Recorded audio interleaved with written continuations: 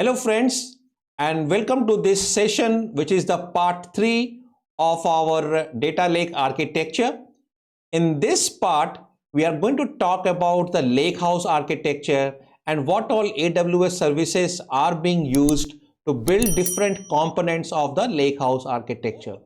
Now you are very clear key what are the different sources, categories of data sources, what are the different ingestion mechanisms are required, and which all services are available for every specific ingestion type. Now let's go into the construction of the lakehouse part. I explained this earlier also, which is first is the data lake. Data lake is the most important part which is there. Second is the data warehouse, and third is the data governance. These three things are the main construct of a lake house. Let's understand one by one. In the data lake, whenever you are sending the data from a data source, it has to first go into the raw bucket. This is the very first thing that you have to do. Now from the raw bucket, you can apply ETL. I was talking about ETL data brew. Now data brew is very much for data cleansing, data quality management, stewardship, and all those kind of things. So that you can do very well, and you can process that data and send that data into a process folder. Take for example, you have to do a forecasting. Now this machine learning model needs the sales data. What all sales has happened in the last 1 year, 5 year, 10 year, depending on how much data you have. The complete supply chain data it requires. The dealer data it requires. So a lot of data it requires, because on that data it does its own training and baseline a behavior based on that data. So the more data that you provide, the more accurate would be your forecasting model. Now to get this data, ML model require in a very specific format. Suppose in one single file itself, in one single file with different columns, it require all this data from this different sources. Now, if you do not have the data lake, in that scenario, what you are doing?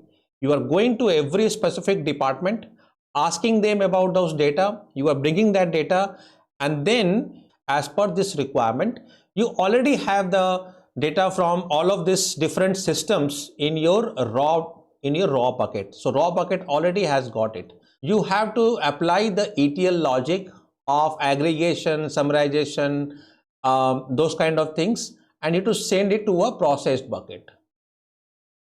And the process bucket is going to contain this template that you are talking about, the way forecast needed. This template would be now available in the process bucket. So this ETL that you would be doing on the raw bucket and generating the data in the process bucket. This ETL, there are two ways of doing it. One is using the glue and another is using the EMR. So glue, I have already spoken about that what is glue. Now the second thing is about the EMR. What is EMR? EMR is a managed service. So it's not serverless like glue, but it's a managed service and it's a managed Hadoop cluster. So EMR provides you a mechanism through which you can define your cluster. You can also tell your cluster what frameworks needs to be there, and you also define the scaling mechanism, what is the capacity of server that you want. So at least those information you have to provide. But then as a managed service, you don't have to bother a lot about the infrastructure. The creation of the cluster is all done by EMR itself. And once all the jobs are executed, you can also configure it in a way that EMR will destroy all the resources which has been created to run the jobs. So you don't have to be bothered about creation of the cluster and the infrastructure and all those kind of things, and you don't have to run it all the day. I also recommend to go for EMR. Now this thing is very important, that out of glue and EMR, which one should I use in which scenario? Glue if there are small running jobs,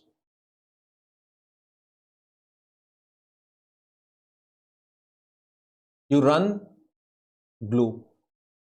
If there are simple jobs, you run glue. If you want a mechanism so that you want the incremental data refresh,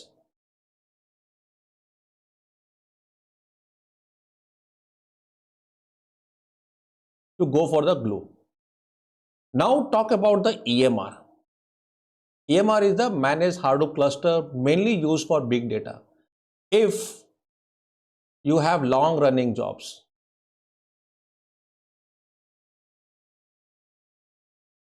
go for EMR.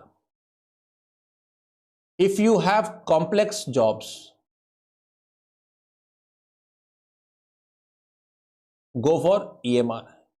If you have a batch data refresh, go for EMR.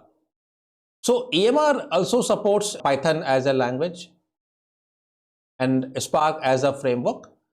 So you can, whatever you are writing in the glue, probably a very similar code you can write in the EMR. There are some differences which are there, and that is mainly in terms of the data frame. This is one of the basic and most important construct, whether you are working with NumPy, Panda, Spark. So all of them has got a data frame. What is data frame? Data frame is a virtual object. It's a memory based object which reflects what is physically present as a data. Whatever data is physically present, Spark or NumPy or Panda or Glue, they all have their data frame object. It is a memory based representation. It's a virtual representation of the data which is physically present in some storage space.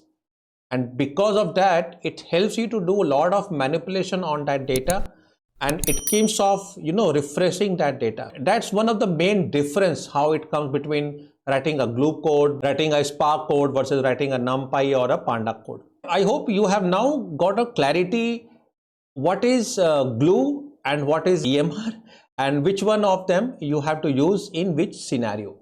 So friends, with this, I'm going to end this video. In the next video, I'm going to conclude the remaining part of the data lake formation that includes the data warehouse as well as the data governance.